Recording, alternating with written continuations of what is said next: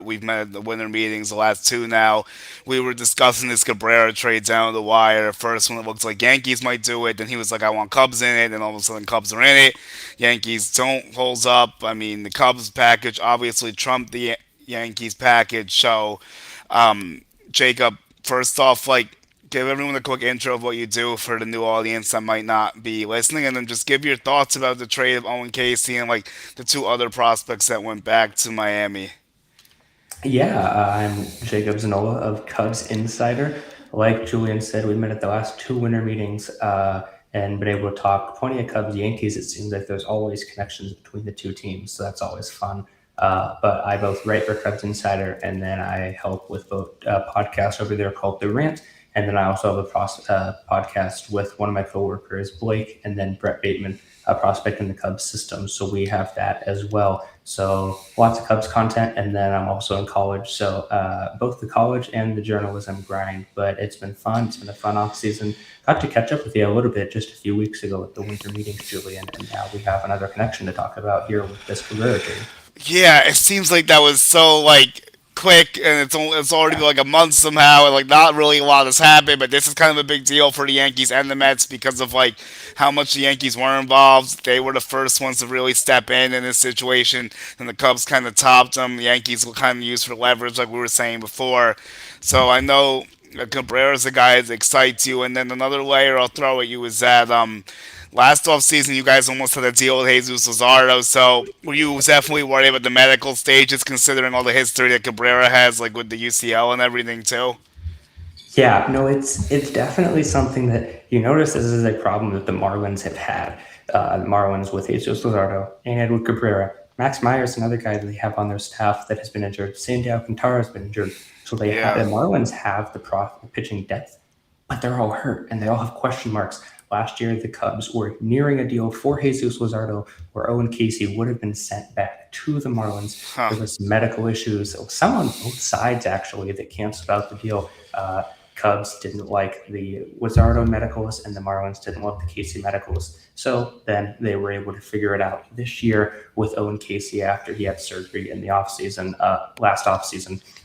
He appeared for a little bit with the Cubs in 2025, but he didn't have a clear runway.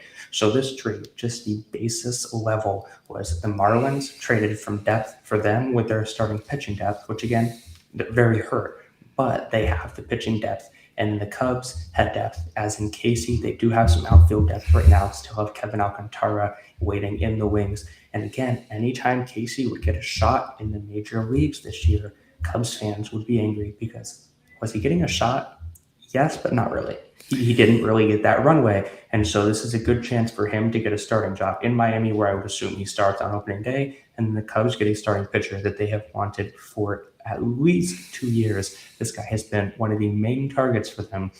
They tried last offseason. They really tried at the deadline, but the prices for Cabrera and everyone, as you know, we've discussed, and it seems like everyone in the industry realizes how insane the asking prices were at the trade deadline. The Marlins wanted the sky, and like they wanted so much for Cabrera. The Cubs didn't budge. No one budged, and then they came around this offseason, especially after Cabrera had an injury in September, which we'll get to in a second, I'm sure.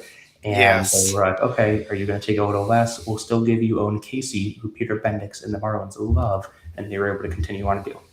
Yeah, I really like Casey as well, and I was tracking him because I think I told you before I have him in Dynasty Baseball, so Yeah. I was very interested in his progress, and I actually like this move for him because he'll get more time, like you said. Maybe, I know the Marlins Park is not like a hitter's paradise by any means, but Wrigley's really unforgiving on lefties, except Michael Bush apparently. But other than him, it seems to have been a tough go at things. But I like Casey's fit in Miami because they were hunting offense. I do like the return for them. There's a lot of risk for the Cubs, obviously, because of the UCL, which is a little bit finicky potentially. I mean, he did finish the year strong against the Mets, which I noted. In case the Yankees made this deal, obviously, I was like looking at all sides of things with him. So, I mean, it's definitely really interesting to see. So, where do you think he slots in the Cubs rotation? Is he like a two? Is he like a three? Like, how do you feel about him next year for in the Cubs uniform? The Cubs starting rotation is really, really interesting because and I was talking about this yesterday again. my whole day went from, I had a pretty open day, and then this trade goes down, and I'm booked. And it was just that it kind of took over the whole day. And I started to look over the starting rotation. The upside is immense, but the downside is just as strong. Your ceiling is sky high, but your floor is way below our computer screen. Like, there's a lot of risk involved here. You have Justin Steele, who should be back from an elbow UCL. It wasn't exactly Tommy John, but he missed almost all of 2025. He should be back in late May, probably mid June. He should be back in the first half of the season, I'll say that. But you then have to worry, is he going to be healthy after that? Because after his second Tommy John, there are some risks there. And even if he is healthy, is he going to be effective? Shota Imanaga in 2024 was fantastic, one of the best rookies in baseball. He kind of fell off last year due to a hamstring injury, and then he gave up a lot of home runs. The home run ball was the big thing for him, which we knew coming over from Japan would be an issue, but it really was put on display last year. Cade Horton was the one second up for rookie, second for rookie of the year, and some said he should have won it over Drake Baldwin because not only was he one of the best rookies pitching wise last year, especially in the second half, he was one of the best pitchers in the second half. There's an argument to be made that he was the best, if not, top three pitchers in the second half last year. Now, he didn't win Rookie of the Year, but then he missed the playoffs due to broken ribs. So you worry, okay, that's healed. He should be fine. But he's also dealt with injuries in the minor leagues. So you have to worry about injury risk there. Is he going to continue with that Rookie of the Year caliber season, or our offense is going to figure him out? Jamison Tyone, yeah, I mean, you know about him. Like, he's Yep. going to be consistent. He's going to be a high 3, low 4 ERA pitcher. He's going to go out. He's going to give you some good innings. Every once in a while, he'll have a blow up start. Yep. Every once in a while, he'll look like a Cy Young contender. Yeah. And then last, you have Matthew Boyd. Matthew Boyd was fantastic in 2025, the best season of his career.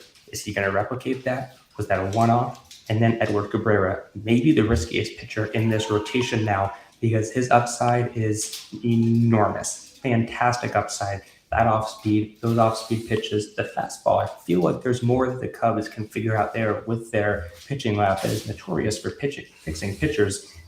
But then the injuries. Is that UCL going to be intact? We know that he had a UCL strain last year. The injury risk is massive here. You have him for 3 years. You don't need him to give you 180 plus innings all 3 years, but you need him to show the flashes of a sub 3 ERA pitcher that he showed you last year. So I guess went on a little long about the rotation, but just to sum it all up, the upside, if all of these guys are at their best, or even a few of them are at their best, it's one of the best rotations in baseball. But there's so low floor where this team and these pitching could go downhill fast. Yeah, I mean, I understand some of that because the Yankees have some similar situations too. You'll go Luis Hill, he's very volatile. You'll go Will Warren, a young pitcher, kind of like Cade Horton a little bit, but Horton was a little bit better. And then you have the situation with Cole returning from Tommy John, like Justin Steele returning from Tommy John. So, like, I see what you're talking about. And then Cam Schwitler is a young pitcher, obviously. We have to see if he can maintain what he did, kind of like they have to see what Matt Boyd can maintain it. And then Max Fried is Max Fried, so you don't worry about him except like maybe against Toronto or like playoffs or something. But like, there's definitely some interesting stuff. But Tyone's going to be solid in most situations, but not amazing sometimes, like you said.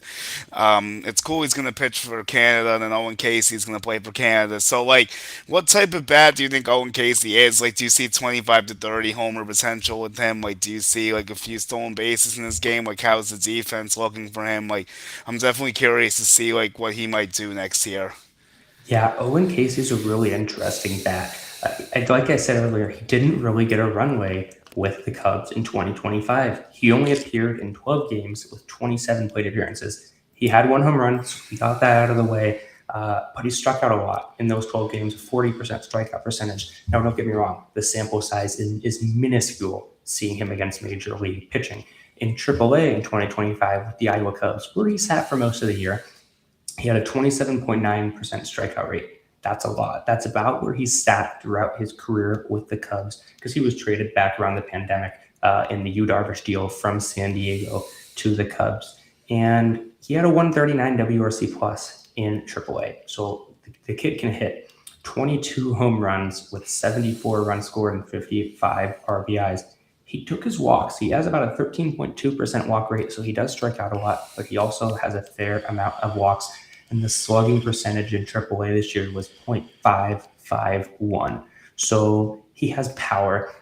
You worry about the strikeouts, and sitting around a 25 to 30% strikeout rate in the major leagues is not going to get you anywhere. The defense isn't bad by any means. It's really solid, but the offense is where he's going to make his money, and the offense is where he's going to provide you value. He can play in right field. He could sometimes be your DH. And like you said, Marlins Park isn't exactly a hitter's park. I think he'll do well, but again, he just didn't have the runway to make sense for the Cubs. He hit all the time in Iowa, and that's why in 2024, it sounded like he was going to be a September call-up. 2024 AAA, he had a 115 WRC+. He was in AAA with the Cubs all of 2024 and then most of 2025, and he did really well. Like I said, 115 and then 139 WRC pluses there with a 376 and 410 WOBAs respectively.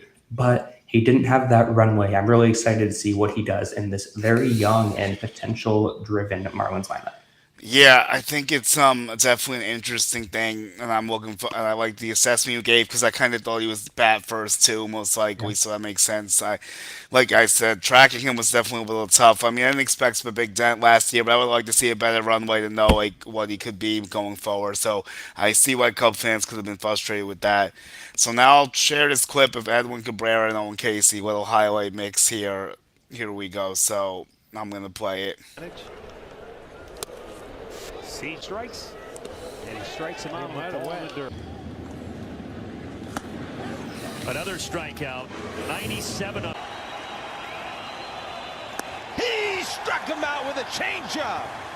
And Cabrera's fired up 7 shots. Maybe. Swing and a miss. 1-1 is drilled. That's the first homer you were talking about. It's gone!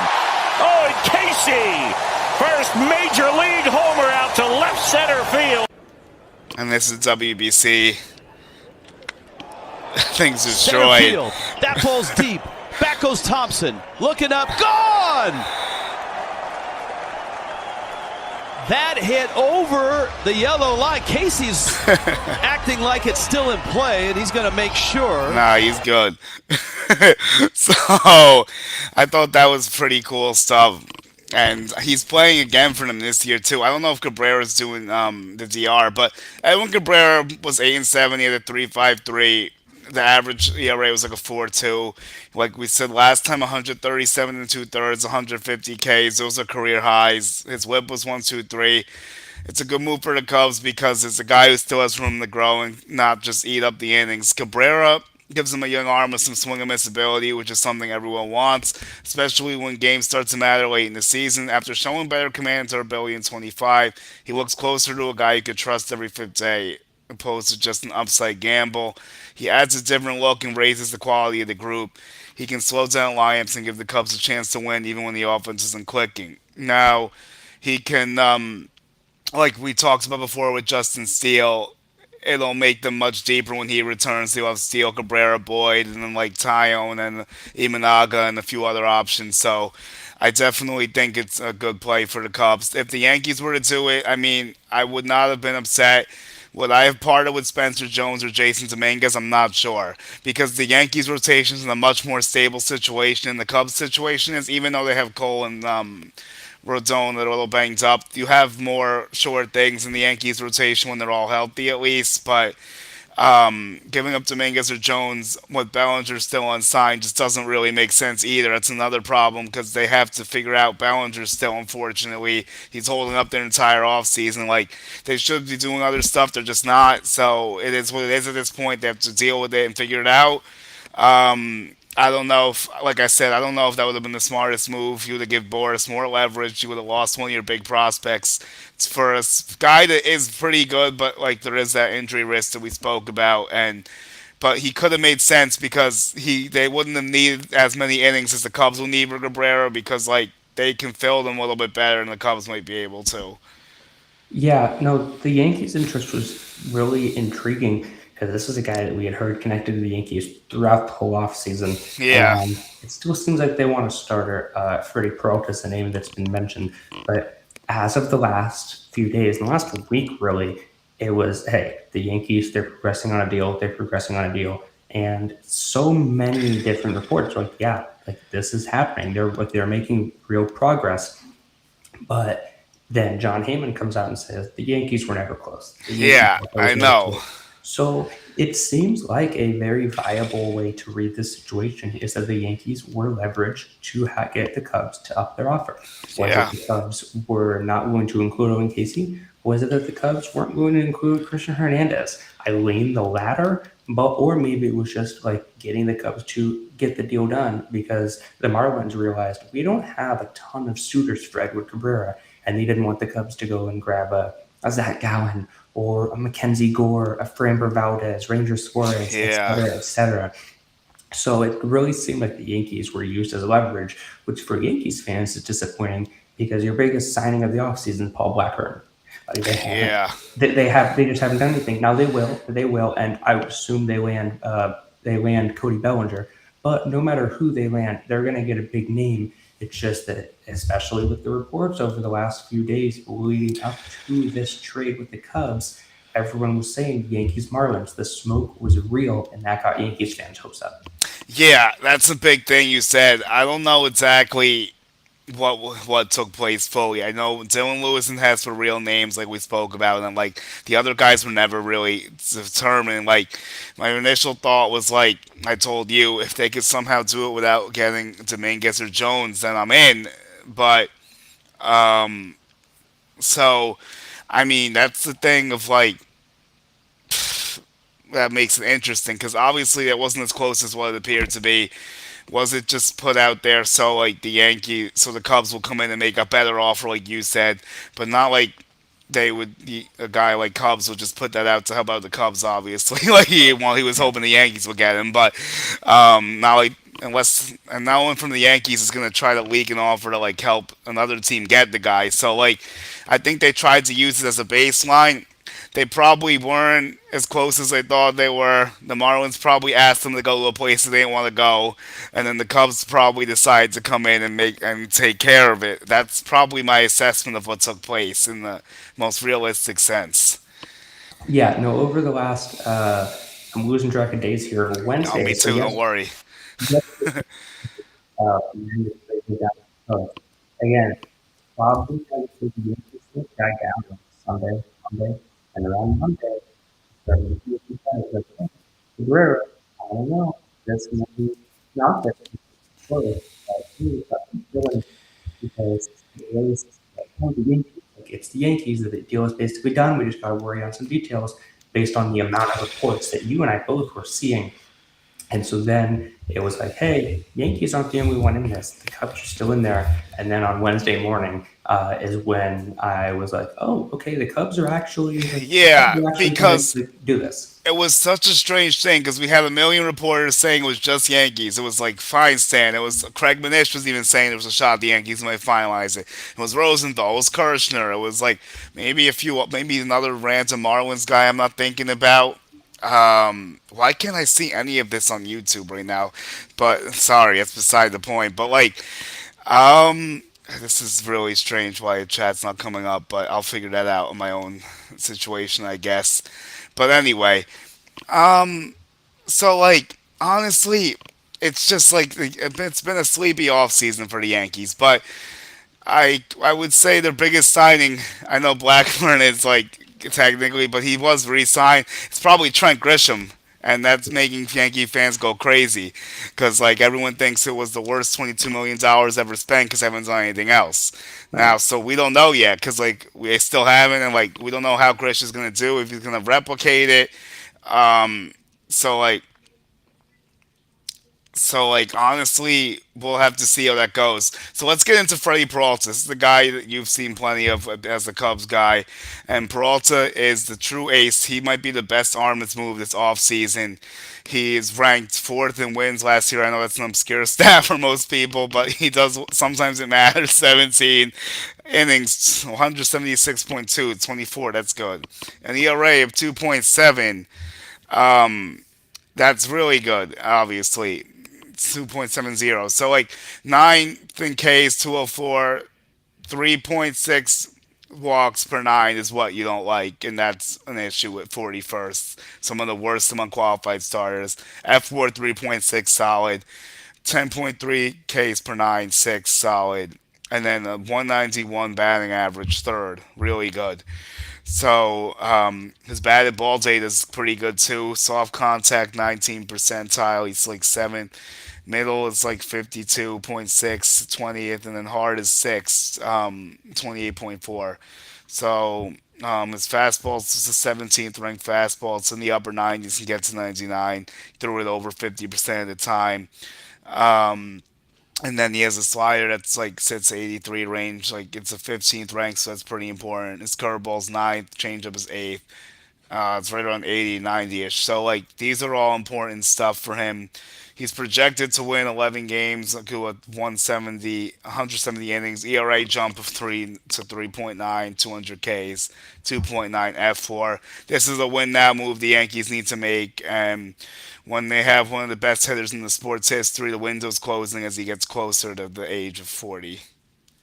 Yeah, Freddie Peralta's fantastic. And you mentioned the fastball. The fastball is his pitch. As you mentioned, he throws it over 50% of the time. And he's thrown a ton against the Cubs. Something that I found it doesn't really affect the trade value, but he threw the fastball 1,650 times in 2024. He threw it 1,651 times in 2025. So just one more fastball consistent, and both of those times 53.8 to 53.5% of the time, respectively. But the fastball really improved in 2025. 2024, it had a +1 run value with the opponents hitting a 239 batting average against it. 2025, it boosted 8 run value to .9 +9 rather run value, and the batting average was just 209. Slugging dropped by 40 points as well, from .424 to 381. So everything about him, except for those walks, like you mentioned, is really, really impressive. The walk rate of 9.1 is in the 30th percentile. He does give up a lot of barrels, and the ground balls are not really there to see. Like, he gives up a lot of fly balls. He struggles to keep the ball on the ground. But it doesn't matter when you're striking out so many people. 28.2% strikeout rate was in the 84th percentile. He gets whiffs. He limits the hard contact. His extension is fantastic. And the average exit velocity is 88 miles an hour, which is in the 80th percentile. His fastball velocity is only 94.8 on average, which is right about league average. But that is not something that jumps out to you on the paper. That is not a 99. Yeah, he can get up there, don't get me wrong, but it's not like a Jacob Mizorowski, his teammate, who sits triple digits, and it's odd if he doesn't throw triple digits. So as the game of baseball goes more towards harder throwing pitchers and the faster velocity, it's interesting and nice to see someone of the middle 90s see a lot of success. You look at the four seam, change, curve, and slider. Slider, not really as much. But the big thing here that I think doesn't make him not as relatable to Edward Cabrera is he's a free agent after this year. It's the contract year for Freddie Peralta. It's the last year before he becomes a free agent. So as much as, yes, teams should want him, you have to remember you're only getting him for 1 year, and then he's a free agent unless he signs an extension. Edward Cabrera was 3 years. So a big difference there. You're not going to have Peralta for more than 1 year. Cabrera you have for 3, maybe more. The only thing is I'll say is there is a chance of a Freddie Peralta extension because he's not a Scott Boras client. So there is a possibility that he could be. But he might also hire Boras because a lot of people do that when they get close to free agency. So I wouldn't rule that out either. So you never know. It's going to be tough. He's going to be the second best pitcher on the market next year after Skubal. So he's going to be in high demand because only a few teams are going to be able to go for after Tariq. So my YouTube is I am getting questions, but it's not like linking to the feed how it normally does. So I want to try to like screenshot them and we can answer them because it is something that you can answer better than me. One of them. So I do want to share them. Let me see. Yeah, I see. Let me see if I can get them. Chris asks if the Cubs are willing to trade Nico Hoerner. So I don't know if you can pull that up on the screen or if I you just think want me I to go and answer that. could. Yeah, go ahead and answer it. I think I could, I'm gonna pull it up now in my best attempt here. So Yeah, go ahead, answer it. Nico Hoerner is one of the best players in baseball. I do not think the Cubs will end up trading him just because his valuable is immense. Again, he is one of the best players in baseball. 739 OPS, but he had a 297 average. He was sitting up there with Trey Turner for the National League batting title. Doesn't hit for a lot of power, only 7 home runs, but his strikeout rate was 7.6%, which was in the 99th percentile, and his whiff rate of 11.2% was in the 99th percentile.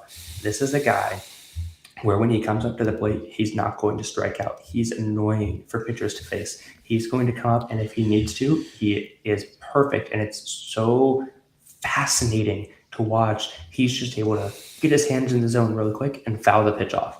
He doesn't strike out, and he doesn't, like, you can't miss his bat. He is going to make contact. Now, sometimes he grounds out, but he's going to make contact no matter what. So one of these stats that I love to look at is how did they do expected stats compared to real stats. Now, of course, what you did is what matters. You can't win a World Series off of expected stats. Sometimes there are those big differences.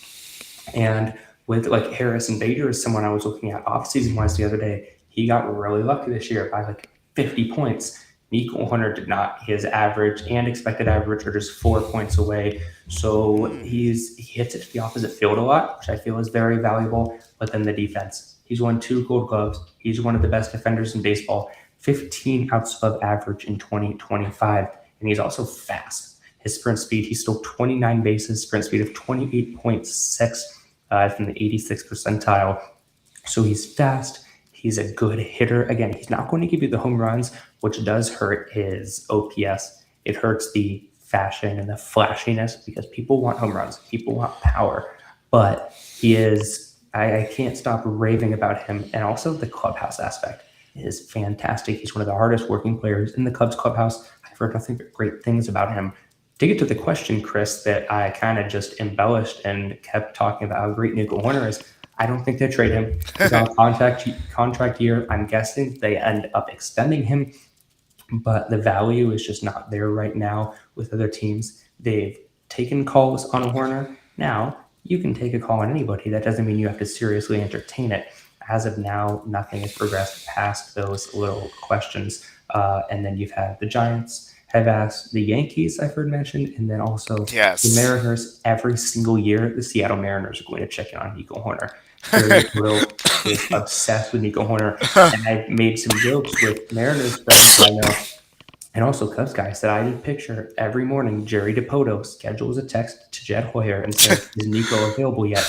And Jed wakes up, and that's the first thing he sees every day. Like, that's how much the Mariners like Nico Horner.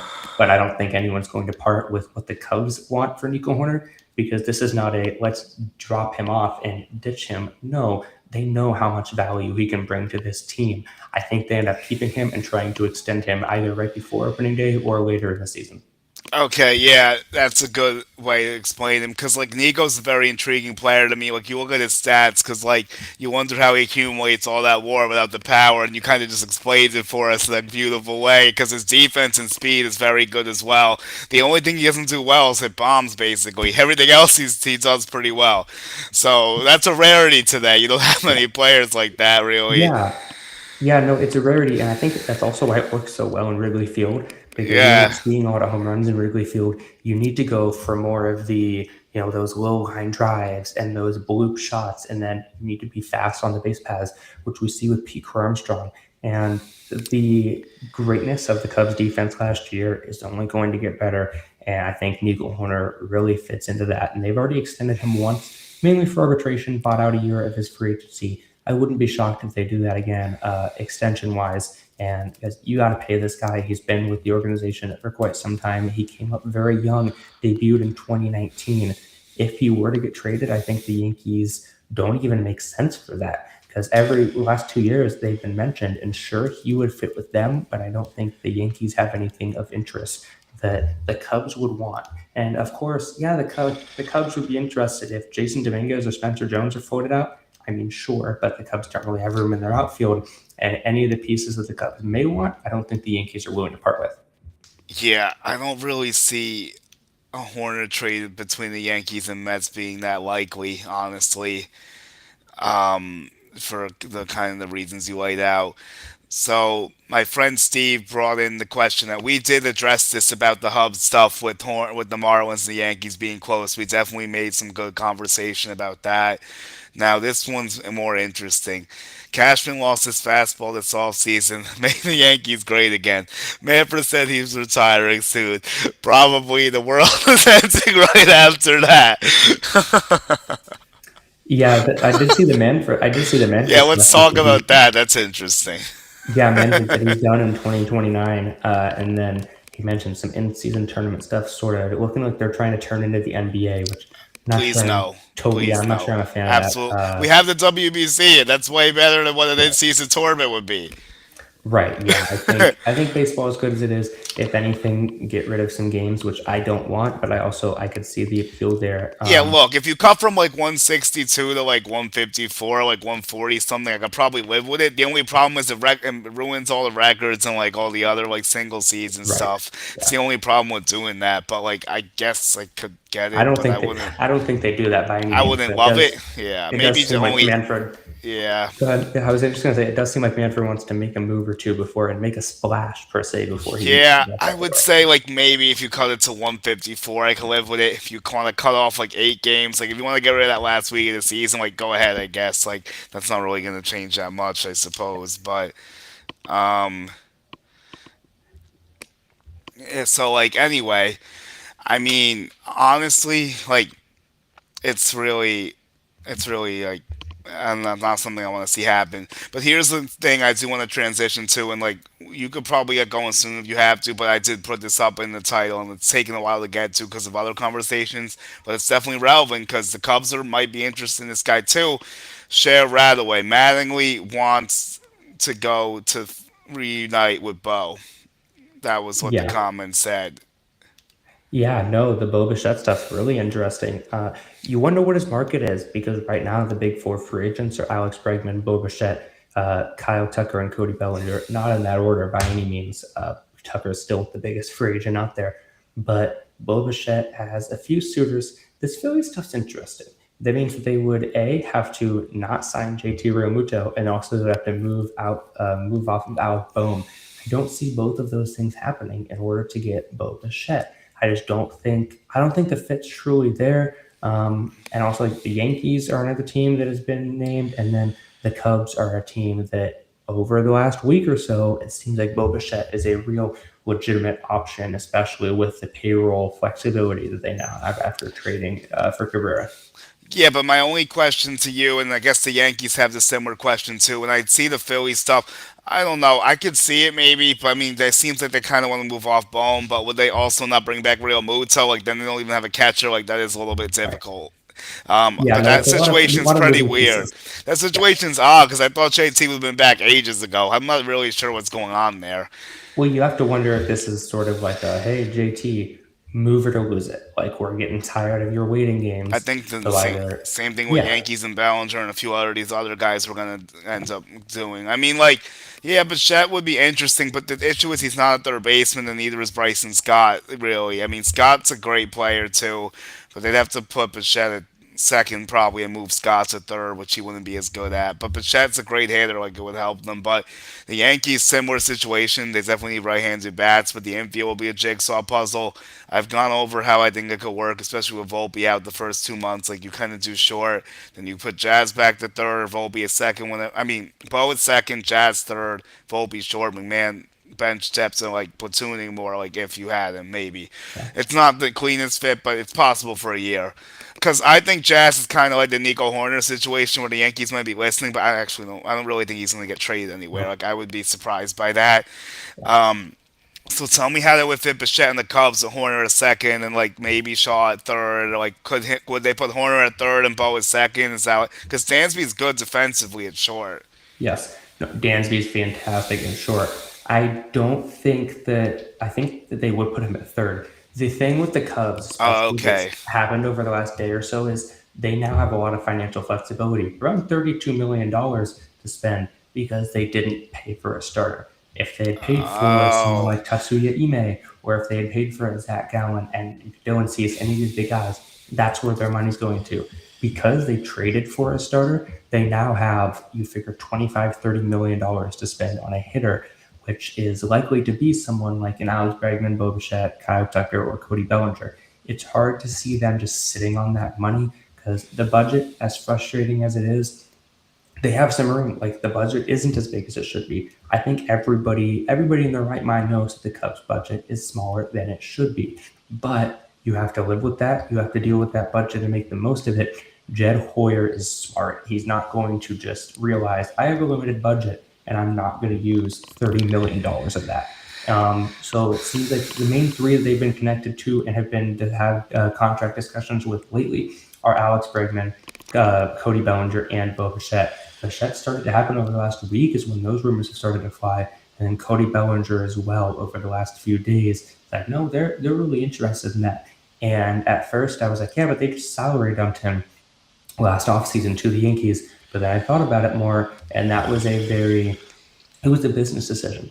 Nothing against him, and he has been very vocal about loving Chicago, as has everyone, which I think really helps the Cubs, is that you don't really have any players that have been like, no, I didn't like Chicago. They treat their players very well, and they gave Cody the option. They're like, where do you want to go? And they made a deal work with the Yankees because that's where he wanted to go. So I wouldn't be shocked. I would be surprised if the Cubs land Bellinger. Me too. Like Bichette or Bregman are the most likely, and then you move Matt Shaw into a super utility role, and then maybe you trade him at the offseason or at the trade deadline for a big name.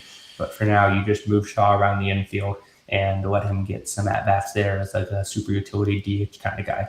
But you can't trust Matt Shaw to replicate his second half offense and in turn pass on a Bo Bichette, Alex Bregman, Cody Bellinger, or maybe Kyle Tucker, which I do not see to be likely at all. But at the same time, you never know. Yeah, I agree with you 100%. So, wait, nah, I don't like that look. I had the question how I wanted it. All right, we could go with this way.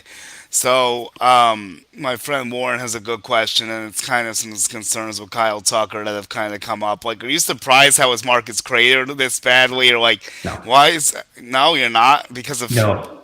All right, go ahead. Tell us why. Because he's asking why the Cubs have zero interest in bringing him back. And I guess that'll go into all of this. And thanks for the shout out, Warren. I was in your stream too, so appreciate you.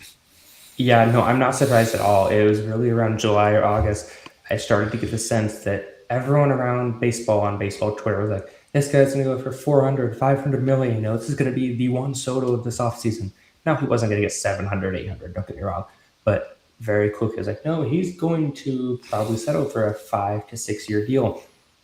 And Joel Sherman reported a few weeks ago at the winter meetings, he was like, he shared some concerns of, does Kyle Tucker have that drive to play baseball, or has he always been good at it? And Tucker's been someone that doesn't always take batting practice, and his whole personality is just very relaxed, which, cool, that's what some people are. But at the same time, is that what you want your team to be investing in long term? And also, I don't remember who said this. It was some media member, so I apologize for not giving correct credit. I might know. They said Kyle Tucker is good at a lot of things. He's not elite at anything. I did see that. Was it Eno Saris maybe or someone like that? I believe it was Eno. I think that's put perfectly. He was good, but in 2024, he missed half the season with injuries. In 2025, he missed a decent amount of the season with injuries. And although he only missed 20-something games, I would say around 20 games, he was playing hurt for enough of that. Yeah. It was useless. Like Cubs would have been better without him in the lineup. Dude, there was like a 42 game stretch where we had like one homer or something. Yeah, it was. I remember. I was watching it because like I was curious to see how he would do in his walk year, obviously, because like I thought the Yankees would make a play. They don't seem to be interested at all because of some of the stuff you said. Maybe now I do want to elaborate on something with you here. So he doesn't take batting practice at all, even by himself. Certain days he would just show up and not even do BP at all. Is that what you're trying? Is that what you're saying? I think he does BP. He's just more of a private guy. Like, you don't see him always on the field. Oh, well, Juan Soto doesn't really go outside either. So, like, I'm not going to read too much into that. But, like, I get what you mean. And that's okay. Don't get me wrong. He's just not, like, compared to Alex Bregman, who is... He's not a leader. Right. That's the best way to put it. Yes. Kyle Tucker is not the number one, like he's not, I don't want to call him not a superstar because he's a superstar. Like the dude can hit, and we saw that with the Cubs. But I think he would do better as a number two, behind an Aaron Judge, behind Vladimir Guerrero Jr., because I would assume he goes to the Blue Jays, behind a Guerrero Jr., so that he's not the main guy, because he's soft-spoken and he's just better as the number two, it seems. And you also had the time where Cubs fans were all booing him because there was a stretch, I think it was in like August, he was grounding out to first base every single at bat. And I was at some of those games, and Wrigley Field just showered him with boos because he didn't even run. I mean, he took 4 steps out of home plate, realized he was out, and gave up.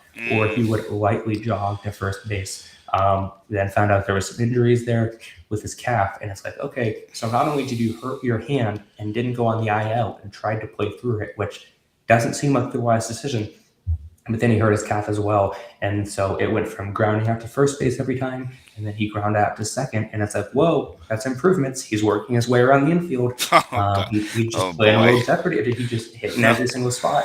And then he started the heat up. He did well at Angel Stadium, I remember, in the series against the Angels. So by no means to see a bad player at all. I don't want to come off like being all negative about him. I just don't think that the Cubs were given much reason to invest $40 million a year into him, because they traded for him. They paid a hefty price with the prospects. But as of now, unless he's willing to take a really short-term deal with high AAV, which I think he will, but even then, I don't know if I like the Cubs as a destination for him, because if you were the Cubs, what did you see last year that makes you want to spend $40 to $50 million on him, especially when you don't have that money anyways? You're already working with such a small budget. Why do you want Kyle Tucker to take up 20% of your budget? That just doesn't. He didn't prove that to me last year. We've seen flashes of it, but also how does he deal with injuries? Does he heal fast enough? Like, does he do the rehab fast enough? He left the team in September to go do some rehab and just was gone during his IL stint. And then he came back, and like I said, he had a few good moments in the playoffs, but it just wasn't impressive enough of a season, especially when you know that he's missed 2024, a large part of that. And then, as you mentioned, he was pretty much non-existent during a portion of 2025. So you figure with those missed times, is that something that you want a team to go long-term on? It seems like teams are saying no, and his market has gone a little worse than I expected, honestly. It seems like he'll be the yearly February, mid-late February signing. Yeah, I can kind of understand more of this as more of this comes to light, because like Joel Sherman kind of started the conversation. Now over the last month, everyone's running rampant with it. I heard some stuff that the Yankees were told it wouldn't be a great fit for them. I was told that there were some issues with the Cubs, like you mentioned. Now you're kind of bringing more of that to light. That's been an issue. And I know Warren, he says that report's tough to hear. How do you quantify someone's desire to play baseball? Is he good or not? There's some players. Anthony Rendon's a perfect example. Yeah, that's why he keeps getting the Rendon comps. Yeah, I don't know if I necessarily agree, but you never know, I guess, because no one saw us going with Rendon, so you never know. Anthony Rendon was born really good at baseball. Yes, that's not necessarily a bad thing, except for Kyle Tucker's situation will never get to that level. I would be surprised if it does. Yeah, me too. Going around the winter meetings and talking about we had heard that, and I had shared some of that with you before the winter meetings, and then I was like, hey, I've heard some of this stuff. Are you hearing the same thing? And then Joel Sherman put that report out, and I'm like, okay, cool. So there's some legs to this. And all throughout the winter meetings, talking to several different people around the league, not just with the Cubs or the Yankees, just around the whole league. They're all like, yeah, we've been hearing that thing too. But at the same time, are you going to turn away a 136 WRC plus hitter? That's where you get into it of, okay, he may not have the greatest drive to play baseball, but he can hit, and he's going to win you ball games. And his swing is so smooth, and he plays a solid right field. He's won Gold Gloves in the past, so I don't want this all to be, just yelling and being angry at Kyle Tucker by any means. He's a really good player. I just think that the flaws he has shown over the past 2 seasons should be and are giving teams hesitancy towards giving him that 7-8 year deal, which is why I think he'll land in the 3 to 4, maybe 5 range with a series of opt-outs.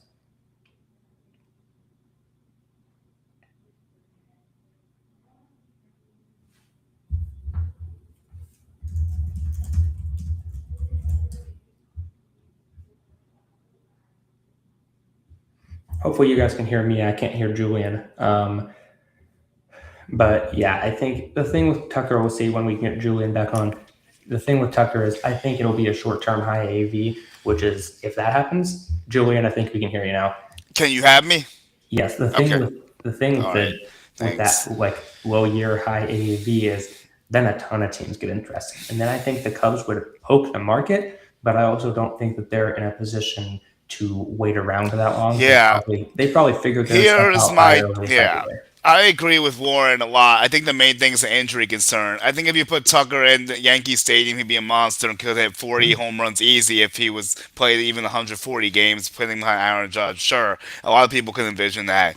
If you put him in Philadelphia, let's just say he would be a beast in that ballpark. Like there's a few parks that definitely fit him way better than Wrigley. Like City Field would be decent, not as good as the other two I mentioned. Like Dodger Stadium wouldn't be bad. I mean, they might be in play here. Toronto wouldn't be bad for them. They're definitely at in the top of this There's potentially. a leader. They're absolutely a Yeah, I leader still there. believe that they are. I definitely do. The only way the Yankees go after Tucker is for high AV short term deal, Michael K. That's I still think it's. I mean, they've checked in. They've had interest. They tried to trade for him, but it just doesn't seem like it's in the cards. I mean, maybe they'll shock us if Bellinger's market gets out of control and like the price difference isn't that much. You have to consider it, obviously, and that's what I've been saying the whole time. Like, I would still prefer Tucker, even despite the stuff you told me. Honestly, I know that might sound crazy, but No, that's I still think he's better than Bellinger if he's fully healthy. But that yes. full health might be a problem. Yes, he is a good hitter. Yeah. Like I said, 841 OPS. Like he hits, he doesn't strike out. He draws a lot of walks, and he gets on base a 377 on base percentage this year, and that was even when he was grounding out every two at bats. It felt like so. He's a really, really good hitter. I just think the availability has to be the concern that is making teams shy away from giving that long term investment. All right, so let's do like let's try to pull these pieces together. So you say Tucker Blue Jays. You're gonna say Bichette. Where is Bichette going? I don't think it's Blue Jays at all either. Even if No, there's no no, Tucker, no, I think Blue Jays are done no, no, almost no, no. regardless because of the Okamoto thing. It just doesn't make any sense right now. I think I'll pivot away from a determined, like from a cement answer on Bichette and say I think the Cubs. I the whole offseason and especially this last week, I've been saying wouldn't be shocked. I'd be surprised because I feel like shocked is like what and surprised is like oh they did it okay with getting Bregman or Bichette. Okay. I think they're going to go after those two and You also think Cody they'll get one Bellinger. of? Do you think the Cubs will bring in one of them? One I of the don't want to say infielders? that. I wouldn't be surprised. It feels like Okay. that. It feels like that's where the offseason's going. But you also have to realize you're competing against several other teams. So if there's five teams interested in four players, one team's not going to get them. Yeah. And the Cubs have the hitters with Moises Ballesteros and Seiya Suzuki that they don't need to get a Bichette or Bregman, but I think they're in a better spot if they do. So, well, I won't say that they'll get one of them because then I'm going to get aggregated, and I'm not going down that lane, as you know. But I Yeah, think I won't aggregate you. I promise. I think I think the Cubs do make I do think the Cubs make a very hard push for either Bo Bichette or Alex Bregman, and then have the backup option of Cody Bellinger as well.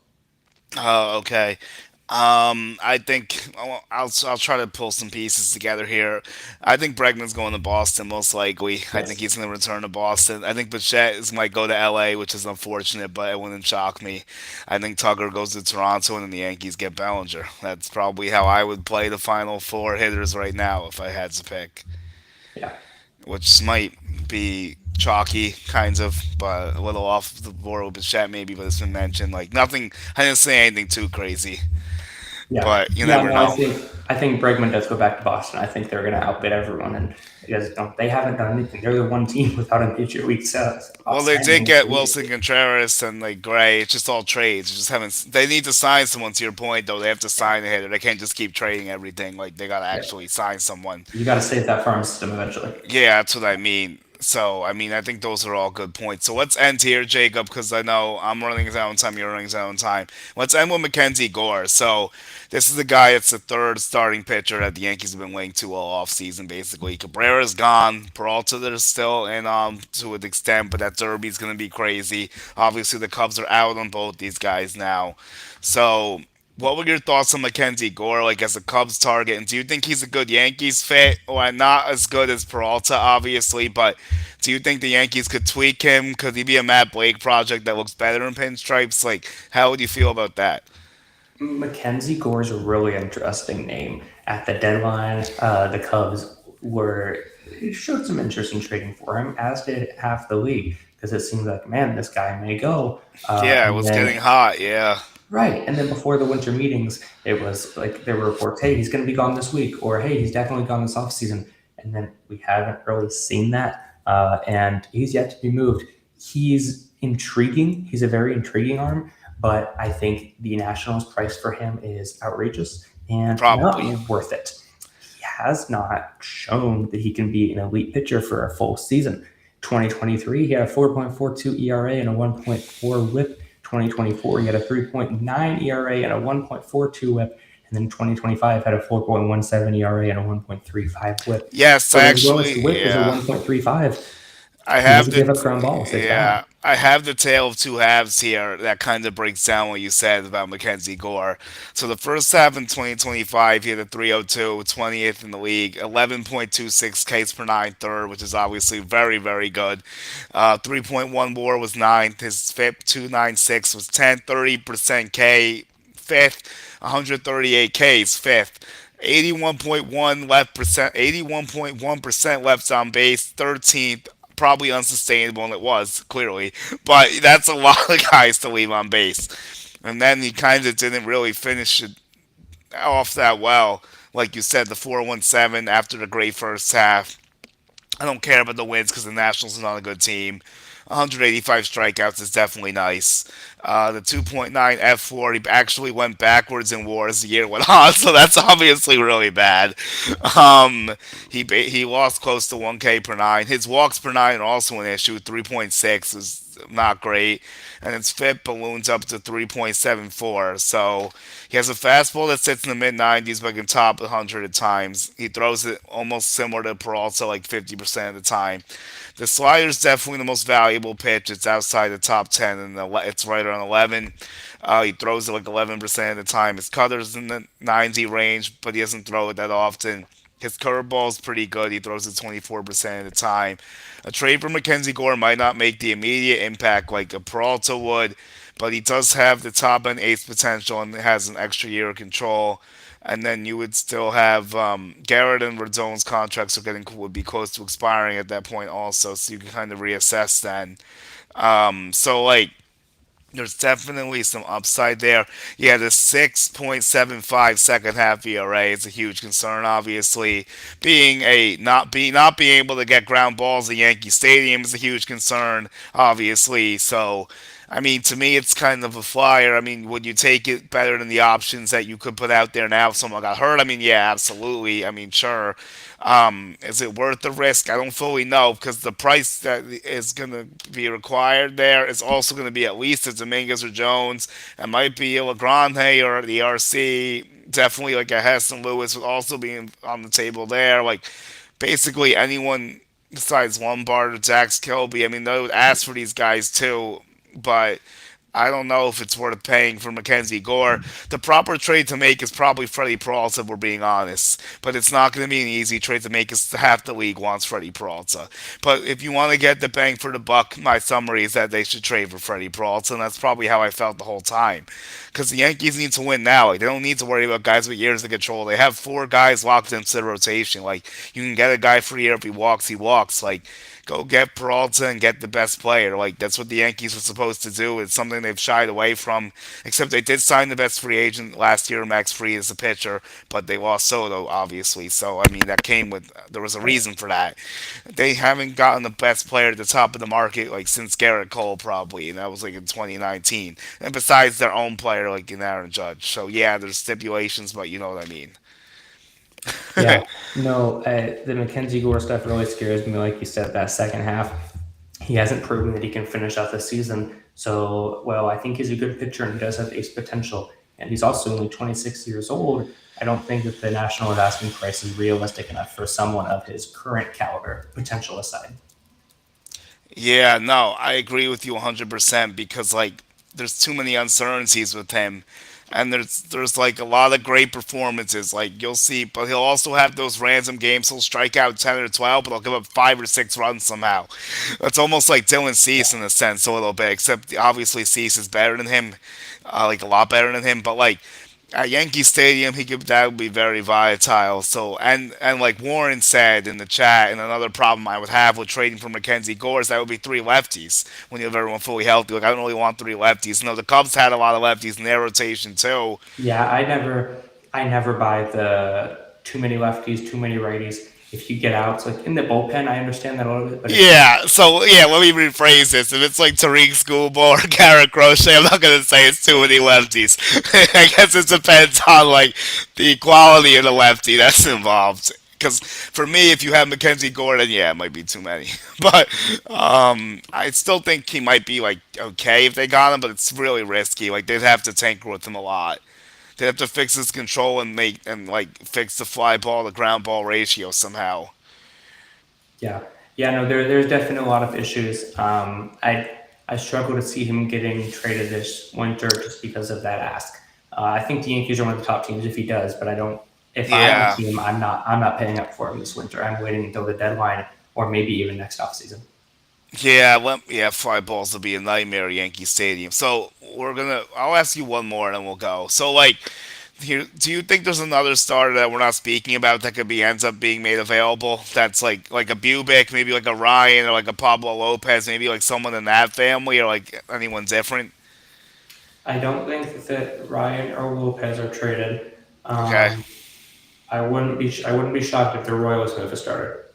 Yeah, maybe the Yankees could prize something there because the Royals do I have a lot think of depth. I think Bubic is a name that I'm watching that I think he could be moved if the right team comes up with a compelling offer.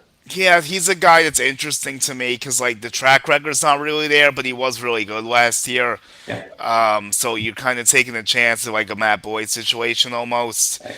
I mean, I wouldn't mind it, I guess, under the right circumstances for the Yankees. I know it's a lefty again, but like it is better than what they're going into the year with. Like these rotation options are tough because I don't see them signing a Ranger. They're obviously not signing Valdez and like probably not Gowan. So like the Yankees are in a tough spot. To me, it's like everything's pointing towards Freddie Peralta, but like that's not an easy trade to make. No. No, it's not. No, there's the options aren't running out, but they are getting thin. It's not. It's slim pickings. Yeah. The only thing I'll say the Yankees might have a shot here is because they did do the trade last year with them, and the Brewers did get a nice return on Caleb Durbin. Yeah. So there is a chance that the Yankees and Brewers could do it again, maybe. Yeah.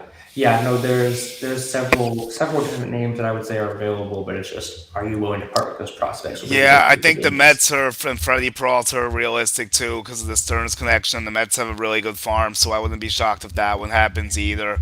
I know the Mets are really hunting for a starting pitcher. Do you think Valdez could end up with the Mets or Orioles or like Ranger Suarez goes with one of them? Like, how do you feel there? Yeah, I think the Mets get one of those. I think the Mets get Suarez or Valdez. I think they land one of them. I think they should too, because like again, they haven't spent any money on the rotation yet, and like last year they spent a lot of bad money on the rotation. I think they gotta just try to. I know that Stearns has the principles of like he doesn't want to go over this and that, but sometimes you gotta bend a little bit, otherwise you're not gonna get anything. So he still isn't willing to. That's why no one signs. He still isn't willing to trade his big prospects. Like I know Binge is off the table, which I respect, and then obviously McLean's off the table. So the Mets aren't getting Scooble, obviously, with keeping those two off the table. But we'll see what happens. Jacob, thank you. This was Yeah, of fun. course. We'll have to see what else happens this offseason. Maybe we'll bring you back in at some point. Maybe when the Yankees play the Cubs, we could do a show or something, because that'll be a fun series at Wrigley. I actually might try to go, so we'll see what happens. Awesome. Yeah, sounds like a plan. All right, if you want to give your plugs before you go, feel free, and I'll post mine up too. No. CubsInsider.com is where all my writing can be found. But then you can also find all of that and then all of my baseball and lately football opinions with the Bears being good. You can Yeah. find that on Twitter at Jacob Okay. Zanolla. Speaking of that, let's give a shout out to the Miami Hurricanes tonight. Hopefully, they go to the championship. I can't support any NFL team right now, so I have nothing good to say about any NFL team. But let's see if the Hurricanes can give you some hope tonight. They've had a great run so far. Maybe we can spice that up a little bit. I got some green on for them. I don't have any more Hurricanes apparel, but yeah, no, the Bears have been interesting too. So good Bears have luck been to the good. Bears Yeah, this weekend. I actually big game do. on Saturday. I do think they'll beat the Packers. I'm not just saying it to make you feel good. I went through my picks and I did say Bears. So Yeah, no, I'm definitely scared. But yeah, no, on Twitter at Jacob Zanolla and then at Real Cubs Insider and then CubsInsider.com and is where you can find all of the different pieces of content that I'm putting out for over the off season, which has been busy and it's going to get even busier. yeah, I love keeping up with your work, especially when the Yankees and Cubs ties come in. And I was gonna say something else here. I think. Well, here's some of my plugs. Subscribe to the show. It's Julian Gallardi on YouTube. X is Julian Gallardi 1, where I do a lot of stuff as well. Instagram's Julian Gallardi 11. TikTok is my name, and there was something to go with like. Yeah, let's rephrase on enough quality lefties, but yeah, we'll see what happens. It'll be an interesting weekend for the games and everything. So, Jacob, have a good one, and I'll talk to you soon. I appreciate it. Thank you. Thank you, brother. All right.